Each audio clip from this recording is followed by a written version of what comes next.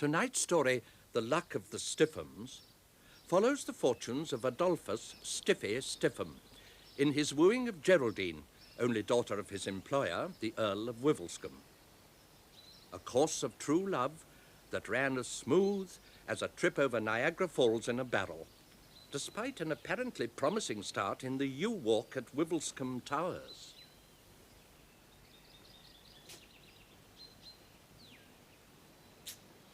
Oh, Geraldine. Oh, Adolphus. Oh, Stiffy, darling. I'm so happy I could bite a grape. And won't you say those words that'll make my soul soar like a scalded skylark? I think I can give you a bit of a boost at that. Listen, my poppet. The betting at my club, the Junior Lipstick, is 100 to 8 against our nuptials. And you're going to confound the form book, are you, my angel? No, I'm going to advise you to get in on the short end and make yourself some spending money. Oh. I thought you loved me. Oh, I do love you. I adore you. But we must face facts. And one fact is that though I think you're the most wonderful woolly bar lamb that ever stepped, my views are not necessarily those of the management. Oh, your father, you mean? You really think he'll refuse me your hand? He's more likely to give you his own, the back of it at least. Look, what's he got against me, if any? Well, precious, we might glean a clue from his usual description of you as a penniless, pin-headed, pie-faced poop. Yes, and who's to blame if that's partly true? Which part? Well, the penniless part. I mean, I only have the miserable 200 he gives me as his secretary. Look, I'm going to ask him for a rise. Then it'll be his fault if I can't afford to marry you. I doubt if he'll follow your logic on that one, my sweet. In fact, if he thinks you want the money to marry me, I guarantee he'll turn you down like a bedspread. Then our love must remain secret until I get the needful. Anyway, you will wait for me, won't you, my angel? Oh, of course I will, my Wonder Man. Only, I don't think we're going to be able to keep our secret from Father. Why not? I mean, why should the old buzzard suspect? Mainly because he's just emerged from that hedge behind you and probably heard everything we said. Indeed he did, my dear. Stiffham, my dear fellow, I believe you were saying something about wanting a rise. Yes, sir. Splendid, splendid. Just what I had in mind. No, don't bother to get up. Just stay there, please. Now hold quite still. 1, 2, 3, 4. I say, did you see that? What a splendid delivery, eh? Oh, Father, how could you? Heaven only knows, my dear. Complete fluke. Never done it before. Amazing. By Jove, we must measure that, eh? Now, you take this end, my dear. I most certainly will not. There you are, Stiffham. There's the modern English girl for you. No sporting spirit. Hold that, my dear fellow, will you? My pleasure, sir. And don't move. Yes, straight as a die. None of that troublesome slicing swerve I've had with other members of the staff. Plenty of good follow-through. That's what you need if you want good distance out of your secretaries. 11 feet 2 inches, by Jove. Might have been 12, you know, if that flower bed hadn't got in the way. Even so, I shouldn't wonder if it's not a record. Well, congratulations, sir. Oh. Seeing I've caught you on a good day, I wonder if I might mention the subject of... Money? Of course, dear boy. You wanted to talk about money. There you are, Stiffham. Made it out while I was behind the hedge listening there. 1 month's salary in lieu of notice. And you can find that perfectly in order. And now, if you'll forgive me, I must go and write to the Times. 11 feet 2 inches, by Jove. Excuse me, sir. Is it all right to move now, sir? Oh, yes, indeed, dear boy. And the sooner the better. Because, you see, in a couple of minutes, I propose to let the dogs loose. Oh, Father, you can't. 2 minutes, Stiffham. That may give you enough time to scale the main gate. But if by mischance you should drop into the slavering jaws below, it will be my pleasure to come and dance on your mangled remains. Oh, I'm so sorry. When I said I'd like to dance on your mangled remains... That's quite all right, sir. I fully understand the heat of the moment. Yes. I should have added, in hobnailed boots. I suppose a reference is out of the question. Well, my demon lover, what say your chances now? About on a par with those of a one-armed man in a dark cellar trying to push half a pound of butter into a tiger's ear with a red-hot needle.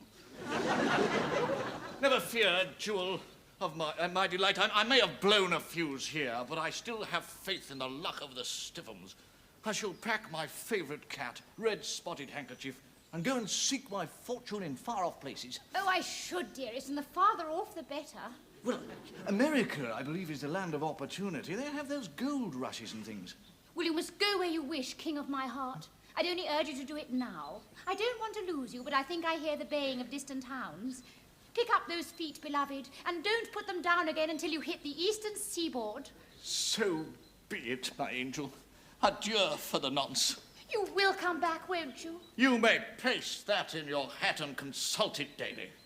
I shall return, my angel, probably laden to the gunwales with ivory, apes, and precious jewels. In the meantime, keep a light in your window and your faith in the luck of the Stiffhams.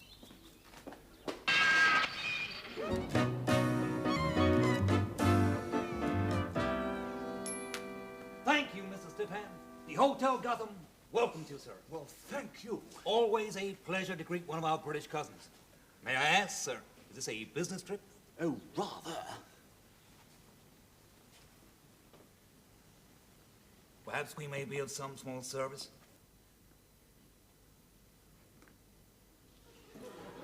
But perhaps you might. Yes, I wonder if you could direct me to the nearest gold rush. I fear it's been a while since we featured that among our current attractions. Perhaps you're not aware of our recent little upset on Wall Street? No. No, what happened? It crashed, Mr. Stiffham. Just fell to pieces. Billions of dollars lost. Stocks plunging to an all-time low. Banks closing like clams overnight. Ex-millionaires selling apples. Business not too good, eh?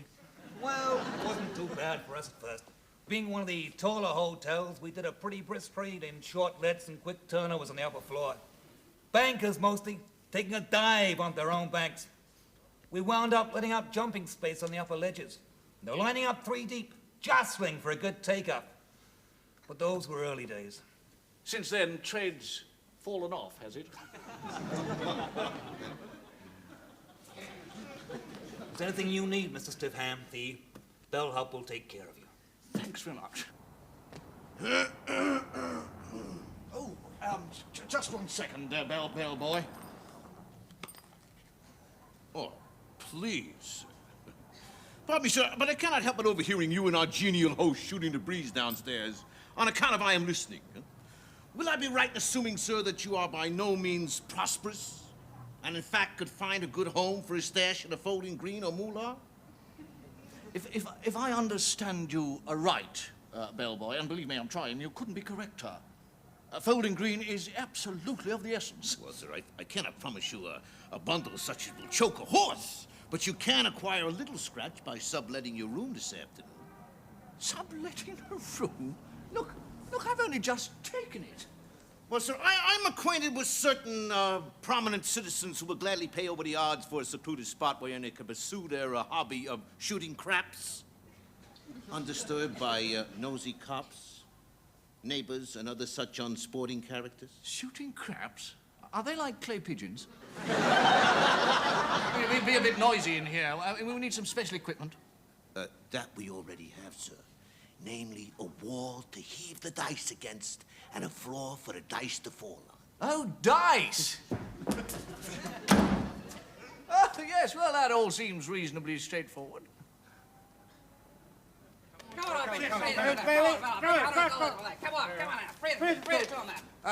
Look, I'm still not quite sure I follow.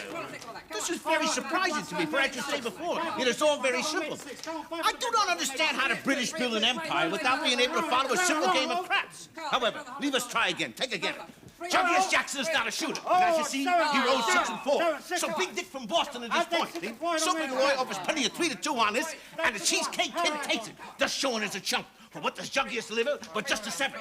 And just a 7 on a second shake is worth the snake's eyes on a come out. Capiche? Oh, 7 shaky snakes, yes. So the bones pass the moist to the Greek, who comes up with 8 from the cater as his point, hey? And I got 10, says he don't make it the hard way. Want some action, Sonny? Oh, well, why not? Yes. What, the whole caboose? Caboose? Oh, yes, indeed. Okay. Leave us ask ourselves, is this a wise and prudent move? Well, $10 isn't much. True, sir. But the 10 grand you have just bet is quite a sizable sum. 10,000. 10,000. I haven't got 10,000. This is very depressing news, sir. For the guy with whom you have just booked this bet is mortuary macabre.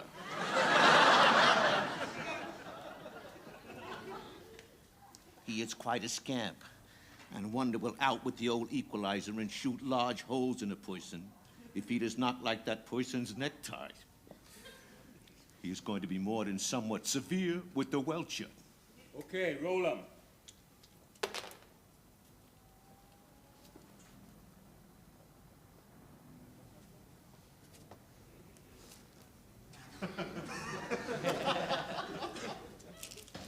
Your roll. Oh, fine.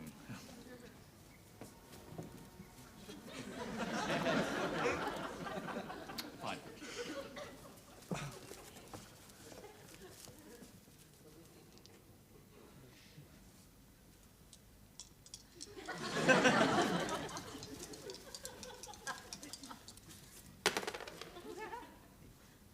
Seven. Is that all right?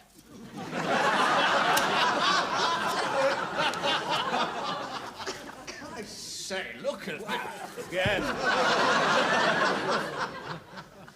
Again, fine.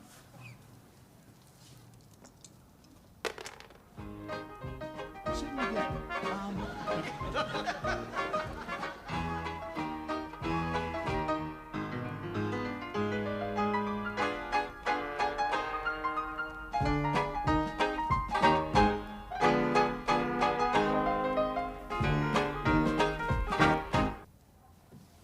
$120,000. That's almost £30,000 in proper money. Listen, what price the luck of the Stiffhams now? Odds on for my dough, sir. I never see such a winning streak. Listen, they left in a bit of a hurry when you said the Bulls were coming. Who are these Bulls, anyway? And a pretty unpopular family, are they? True enough, sir. Bulls is our name for the local gendarmes, and, well, it is 6 to 4. They do not have any families, especially fathers. They are not truly coming. I merely say this because I do not wish you to end up at the bottom of the East River in a concrete overcoat. Concrete overcoat? Good Lord, no. I wouldn't be seen dead in one. Keep that for yourself, Bell Push. Thank you, sir. And in return, let me advise you to stash that loot before the word on it hits the fan. Don't worry, this is going straight into the nearest bank, all apart from this, with which I am going on a large family-sized toot to celebrate. To my mind, sir, you deserve. And to which end, I will be happy to supply a list of highly reputable speaks, boxes, and other dives where you need only mention my name. Well, thanks very much, Bellpool, but listen, just a second. Look, what is your name? Bunyan, sir. Raymond Bunyan.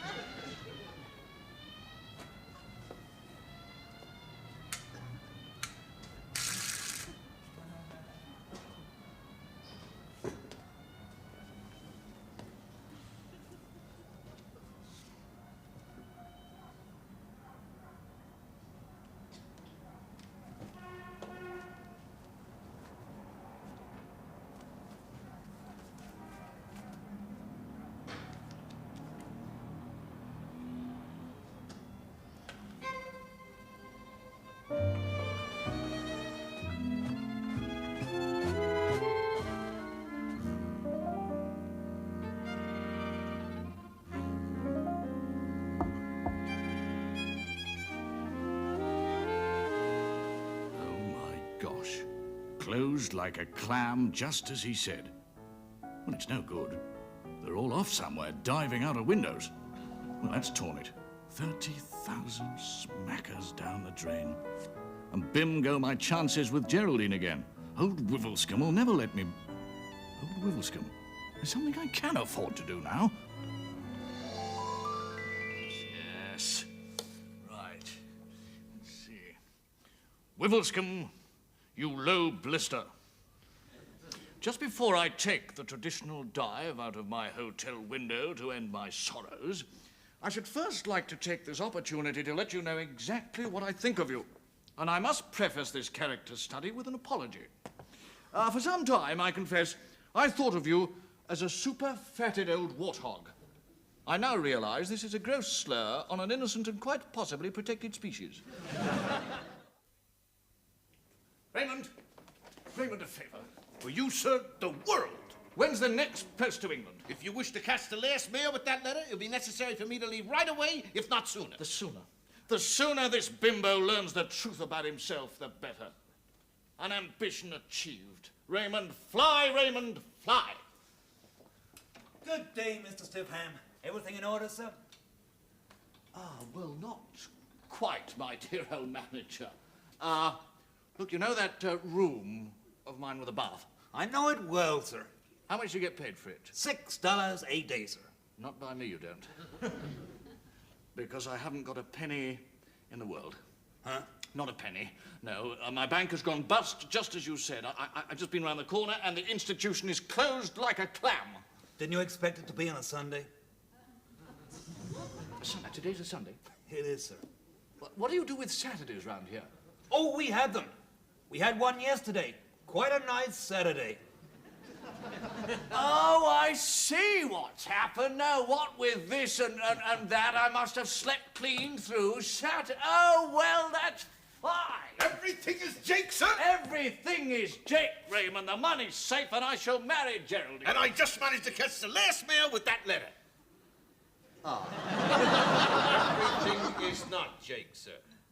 Everything is far from Jake, Raymond. Everything is bluey. The luck of the Stiffhams has just vanished through a crack in the floorboards. Listen, once old Wivelscombe reads that letter, he'll never give his consent. I mean, fortune or no fortune. When's the earliest that letter could arrive in England? Let me see. Should be there in time for the first delivery Thursday morning. It'll go by the SS Senator Butts tonight. Then so shall I. Raymond, pay the bill. I must get to that 8 o'clock delivery first.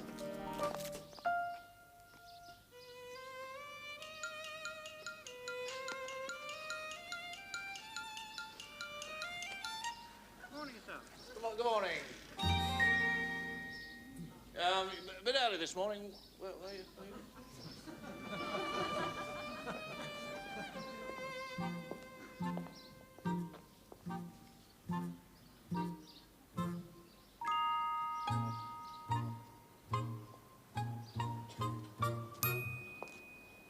Geraldine, my love. Geraldine. Geraldine, my sweet.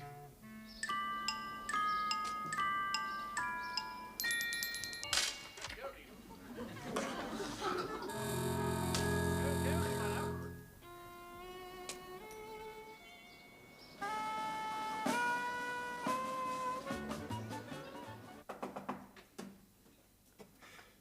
Why, Father, what's the matter? You look as if you've seen a ghost. Very possibly. Geraldine, my dear, didn't you tell me that young fathead Stiffham is still in America? What do you mean, young fathead Stiffham? You're talking of the fathead I love. Be that as it may, is he or is he not in America? Well, he should be, yes. Why? Because not 2 minutes ago, I thought I saw him in the garden. You thought you saw him? Yes, I couldn't believe my own eyes. I've studied human nature pretty closely, as you know, and I know that a fellow who's been kicked 11 feet 2 inches, and now established as a record for the Midland counties, by the way, and had the dogs set on him, is not likely to return to the scene, especially all the way from America. So you think it must have been his ghost that you saw? I shouldn't be in the least surprised. All the family have been psychic, you know. My mother was a Ballindalloch of Portnocky and used to see her friends in winding sheets. It got her quite disliked in the county. Was Adolphus in a winding sheet? Good gracious, no. Probably didn't have time to buy one. You know the pace of things in America. And whose fault is it he went there? It was a direct result of your hard-heartedness and inhumanity. And now I suppose he's been shot by gangsters like everybody else in America. Tell me, was there a bullet hole in his forehead? Couldn't say, my dear. He vanished into the bushes. Maybe I just imagined it, but it was a very, very nasty experience. I think I shall go down to breakfast. I need the coffee. Come and join me. I shall do nothing of the sort. Breakfast, indeed, it would choke me. No, I shall stay here and try and get Adolphus on the Ouija board.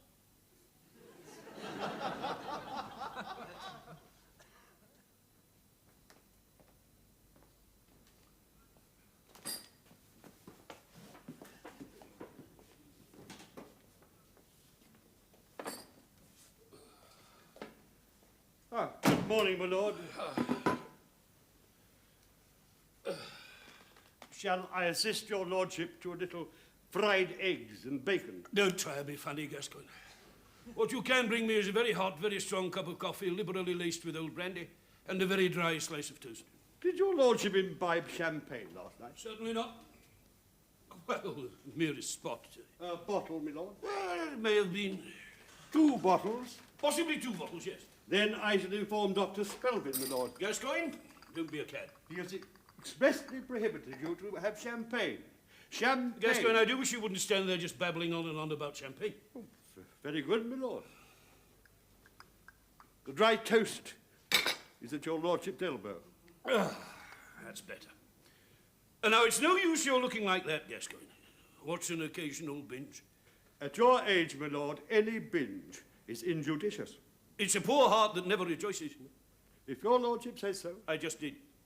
Where you make your bloomer, Gascoigne, is in assuming that I have a hangover this morning, whereas nothing could be further from the truth. Very good, my lord. All right. Now, if I may get on with my mail. Wivelscombe, you low blister. Huh? Just before I take the traditional dive out of my hotel window to... Who is this? Adolphus Stiffham? Good grief! He is dead, then. My lord. Stiffham, the unhappy young half-wit, took a fatal dive out of his hotel window in America to end his sorrows. Oh, I'm sorry to hear that, my lord. And so am I. It means I've had a very, very strange experience this morning. It's made me feel all of a doodle. Your lordship can hardly blame Mr. Stiffham's sad demise for your lordship's present condition. Of course, you're still harping on about that wretched champagne, aren't you? I tell you, I'm all right, man. I'm in perfectly good shape. Look at that hand, steady as the proverbial rock. Oh. Very wobbly, my lord. Stuff and nonsense. I dropped that letter merely to prove how easily I could pick it up. I shall now pick up the letter.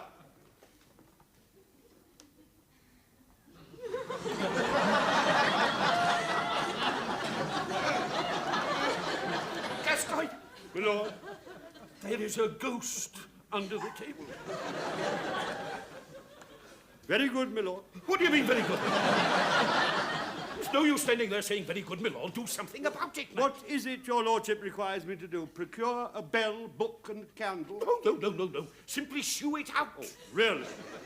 Gascoigne, do you hear me telling you the room is overrun with ghosts? Yes, my lord. Don't you believe me? No, my lord. Then see for yourself. I tell you it's there, man, and the wretched thing's been following me about all morning. Gascoigne, bend your back and take a deco. Well, if your lordship insists, but I do not anticipate finding the spectre to which you allude.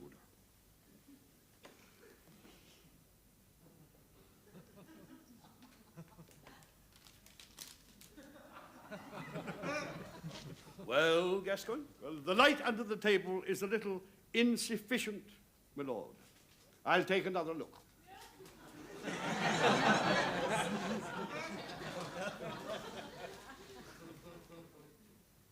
No, my lord, there's nothing there. No spectres, Gascoigne? No spectres, my lord. Well, then I really must be... No, wait a moment. Let me have another look at that letter. There may be a clue. What letter, my The lord? one I was reading just now. Gone. Another product of your lordship's fevered imagination, I fear, my lord. Prompted, possibly, by your lordship's conscience. You may well be right. Gascoigne, I think I'd better go for a very brisk walk. Very good, my lord. You sure you saw nothing? Quite sure, my lord.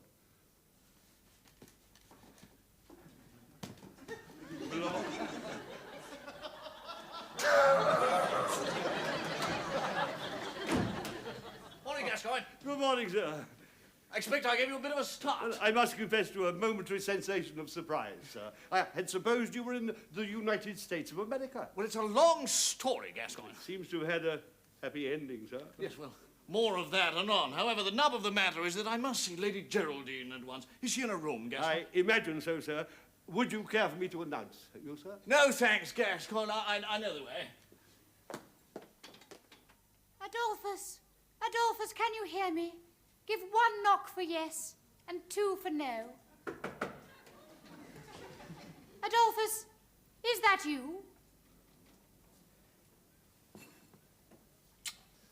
Stiffy, darling, my dream of joy. Oh, you're not dead, it is you. It would be idle to deny it. Yes, my angel, it is I, in person, not a ghost, returned brimming with doubloons to claim your hand. Then you've made your fortune. Oh, you are the most specific dream rabbit. Only... Father thinks you're a ghost. Yes, I know. And he might take it rather badly when he finds out you're not, in spite of all the money. It is money, isn't it? 30,000 of the brightest and best in a New York bank.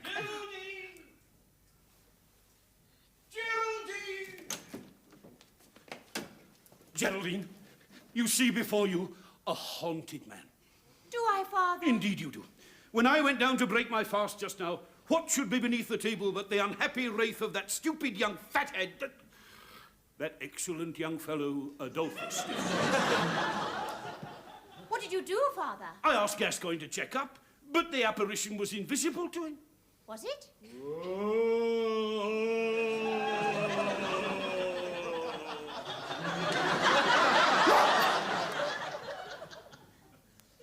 What? I gather it's invisible to you, too. For I assure you on the word of a Worcestershire Wivelscombe that the spectre is plainly visible to me now in that cupboard there. Nonsense. In that cupboard there? That very cupboard. I'll go and look. Take care it doesn't bite you. No, there's nothing here, Father. Then what is that? Your finger, Father. That. There's nothing in the cupboard, Father. No, there isn't. He's come out now. I still can't see it. No, of course you can't, because he's evidently meant for me. Oh, dear, what a nasty business this is going to be. Trying to run a vast estate with the spirit of Stiffham past popping in and out of cupboards all the time. Concentration will become impossible. Father, I don't think it's going to be as bad as that. In fact, I think I see what's happened. Adolphus, can you explain why you're here? Give 1 knock for yes and 2 for no.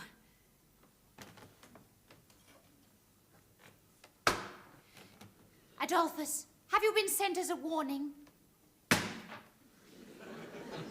warning? Yes, I've often read of such cases. It sometimes happens that the apparition of a person appears not after, but before the person has crossed the Great Divide. It's a sort of cautionary projection of a distant personality. You mean, then, that you honestly think that this stupid young fellow... that delightful young lad, Adolphus Stiffham, on whom I have always looked as more of a son than anything, is still alive? For the moment, yes. Do you think I could ask one little question? Well, I was only going to ask, how could we keep him that way? Well, I think the best plan is for me to cable him today, telling him to return at once. As you are now prepared to give your consent to our marriage. You consider that the best plan? I do. So does he. What's the next best? There isn't another. All right, my dear, you have my blessing. Splendid, first class. Carry on along those lines, and I shall look forward to a happy outcome.